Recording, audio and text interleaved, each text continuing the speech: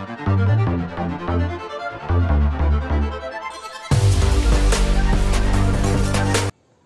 दोस्तों, good morning. मैं शुभम और आप देख रहे हैं मेरे यूट्यूब चैनल नेचुरल ब्यूटी में आप सभी लोगों का स्वागत है। तो दोस्तों, पिछले क्लास में मैंने बताया था सौर मंडल की उत्पत्ति के बारे में और आज मैं बताने जा रहा हूँ प्लैनेट के बारे में। ग्रह क्या है, कौन कौन से ग्रह हैं।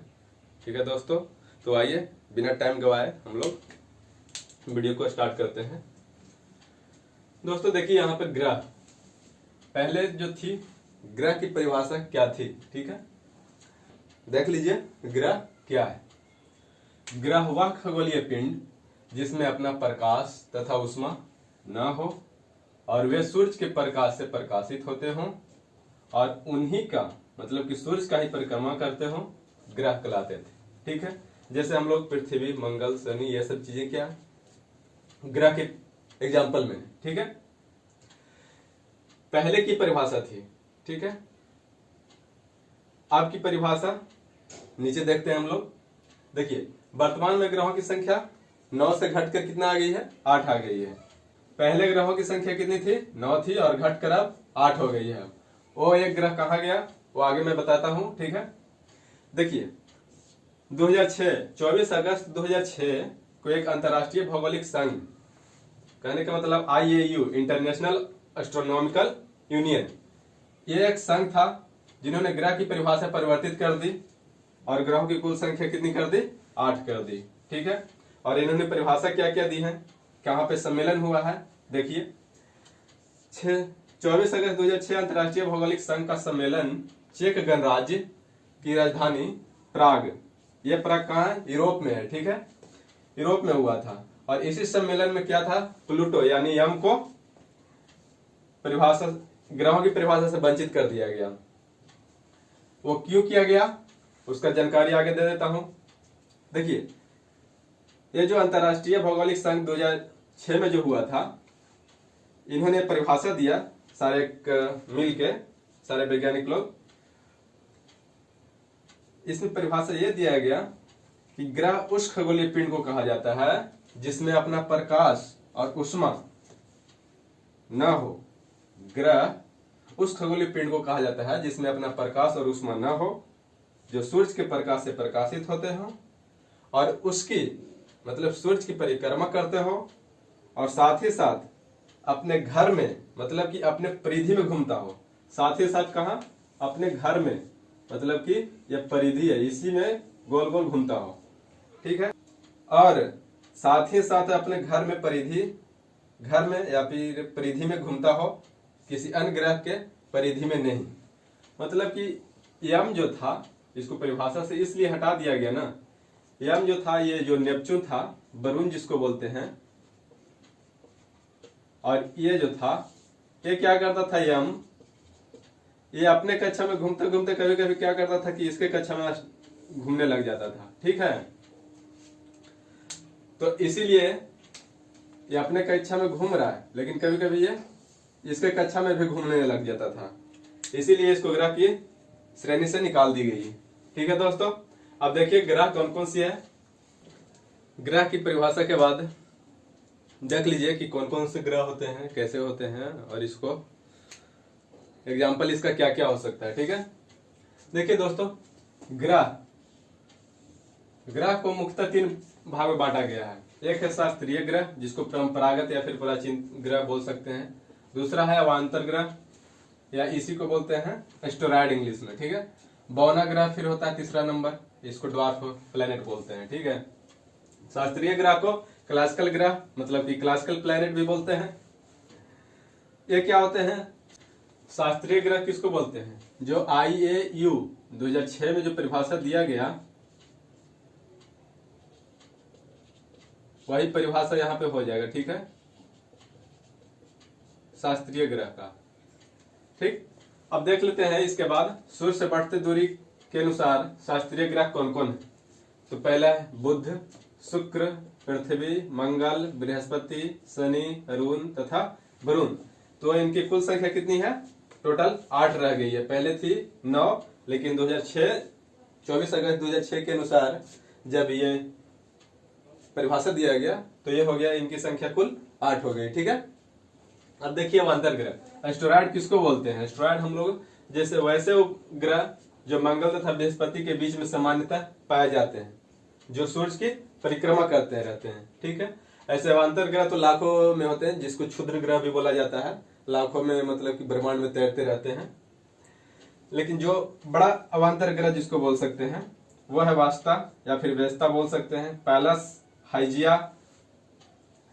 इनकी व्यास लगभग 400 मीटर से भी ज्यादा पाई जाती है। तो ये एग्जाम्पल हो गया अवांतर ग्रह की। अब बना ग्रह आते हैं। डॉफ मतलब कि ड्वार्फ प्लेनेट, एक ऐसा ग्रह जो किसी अन्य ग्रह की परिक्रमा नहीं करता तथा ग्रह के समान बहुत से गुण प्रदर्शित भी नहीं करता है, उसी को बोलते हैं हम लोग बौना ग्रह। जैसे अभी भी एक प्लूटो था जो कि ये शास्त्रीय ग्रह में था, लेकिन यह ग्रह की परिभाषा 2006 में जब दिया गया IAU के द्वारा, तो ये इसको प्लूटो को हटा दिया गया और किसमें भेज दिया गया, ये अब बौना ग्रह कहलाता है। ठीक है, और सेरस या सीरिस बोलते हैं, चेरान इत्यादि, ये सब चीजें क्या है, बौना ग्रह के एग्जाम्पल में मतलब की है। ठीक है, इनकी कुल संख्या, बौना ग्रह की कुल संख्या निर्धारित नहीं की गई है। ठीक है, कि कितने बौना ग्रह है, मतलब की है लाखों, हजारों, लाखों मतलब कि बौना ग्रह पाए जाते हैं।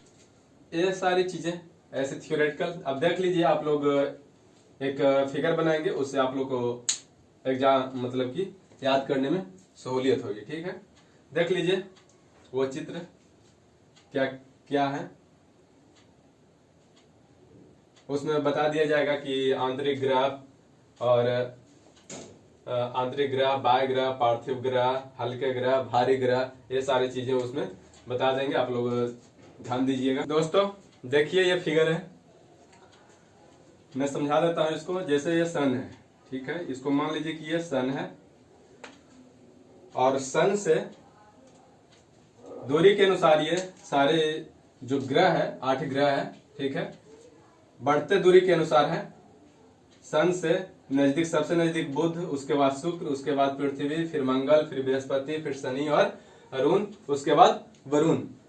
दोस्तों यहाँ पे याद रखिएगा कि बुध को अंग्रेजी में मरकरी बोलते हैं। लोग गड़बड़ा जाते हैं, कभी कभी पूछ लिए जाते हैं कि वेनस किसको बोलते हैं या फिर मरकरी किसको, या फिर ऑप्शन में दे दिए कि मरकरी, तो पता नहीं चल पाता है कि बुध बोल रहा है या शुक्र बोल रहा है। ठीक है, तो आप लोग ध्यान में रखिएगा, इंग्लिश में भी और हिंदी में भी। ठीक है, तो ये बुध है, शुक्र है। बुध को मरकरी बोलते हैं, शुक्र को वेनस बोलते हैं, पृथ्वी को अर्थ जानते ही हैं, मंगल को मार्स, बृहस्पति को युपिटर और शनि को सैटर्न और अरुण को यूरेनस और वरुण को नेपच्यून बोला जाता है। ठीक है, अब देखिए यहाँ पे जो ग्रह है, कभी कभी पूछ ले जाते हैं कि आंतरिक ग्रह किन ग्रहों को कहा जाता है। ठीक है, या फिर भारी ग्रह, या फिर पार्थिव ग्रह, या फिर हल्के ग्रह।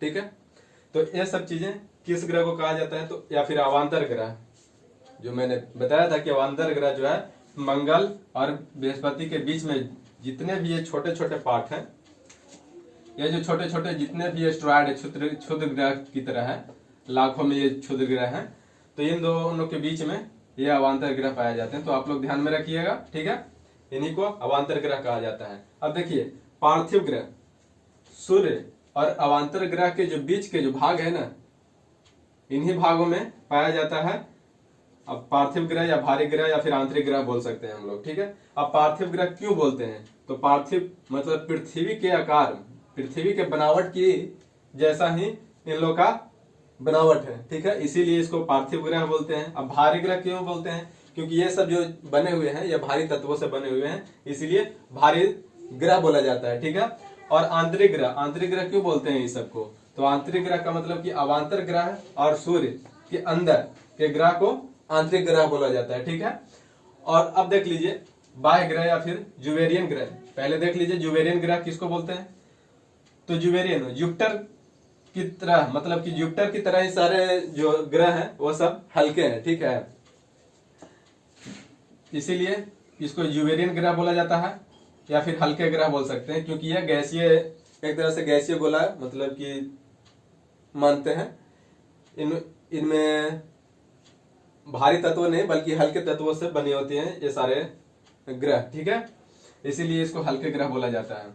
और बाह्य ग्रह इसलिए बोला जाता है क्योंकि इसको अवांतर ग्रह जैसे सन और एस्ट्रॉयड, मतलब इसी को एस्ट्रॉयड बोलते हैं, अवांतर ग्रह को। सन और एस्ट्रॉयड के बीच में जो रहते हैं इसको आंतरिक ग्रह, और इस अवांतर ग्रह के जो बाद आएगा, ठीक है, वो सारे जो आ जाएंगे बाह्य ग्रह में आ जाएंगे। ठीक है दोस्तों, आप उम्मीद करता हूं आप लोग को समझ में आया होगा, किसको जुबेरियन ग्रह बोलते हैं, किसको पार्थिव ग्रह या फिर किसको अवांतर ग्रह बोलते हैं। ठीक है दोस्तों, चलिए आइए हम लोग हर वीडियो के भांति यहाँ पे देख लेते हैं, 10 क्वेश्चन लास्ट में है। तो चलिए दोस्तों, हम लोग टॉप 10 क्वेश्चन की ओर चलते हैं, देखते हैं क्या क्या पूछा गया है। तो देखिए दोस्तों, पहला क्वेश्चन कह रहा है मास्टर ऑफ गॉड्स किस ग्रह को कहा जाता है? तो यह कहा जाता है बृहस्पति ग्रह को। ठीक है, प्रेशर कुकर कंडीशन वाला ग्रह, तो यह किसे कहा जाता है? यह शुक्र को कहा जाता है। यह शुक्र ग्रह को कहा जाता है। क्यों कहा जाता है? क्योंकि सबसे ज्यादा CO2 रहता है इसको में, ठीक है, उपस्थित, इसीलिए लगता है कि कब ये फट रहा है। ठीक है, इसीलिए इसको प्रेशर कुकर वाला ग्रह कहा जाता है। और नेक्स्ट क्वेश्चन, सूर्य से सर्वाधिक दूरी पर स्थित ग्रह, अभी मैंने बताया वरुण बोलते हैं, या फिर इसी को क्या बोलते हैं? नेपच्यून। इंग्लिश में भी याद रखा कीजिएगा, ठीक है, नेपच्यून।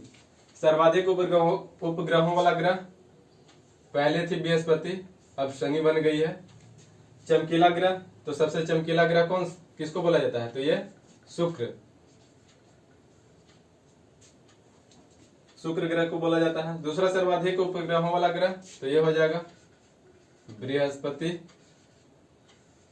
ठीक है, एकमात्र उपग्रह वाला ग्रह किसे कहा जाता है? तो ये तो हम लोग का पृथ्वी है।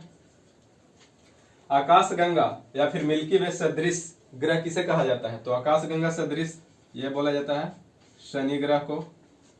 वर्तमान में शनि ग्रह के पास कितने उपग्रह हैं, और वर्तमान में बृहस्पति के पास कितने उपग्रह हैं? ये दोनों क्वेश्चन आप लोग को कमेंट बॉक्स में कमेंट करके बताना है। ठीक है, कमेंट बॉक्स में कमेंट करके बताइए दोस्तों। अब नेक्स्ट जो वीडियो आएगी वो अब जितने भी प्लेनेट रहेंगे वो उनके डिटेल्स में बताया जाएगा। ठीक है, अगर वीडियो को सब्सक्राइब नहीं किए हैं तो सब्सक्राइब कर लीजिए और लाइक कर दीजिए, और अपने दोस्तों में शेयर करते रहिए ताकि उन लोगों को भी कुछ लाभ मिलते रहे। ठीक है दोस्तों, मिलते हैं फिर नेक्स्ट वीडियो में, तब तक के लिए धन्यवाद।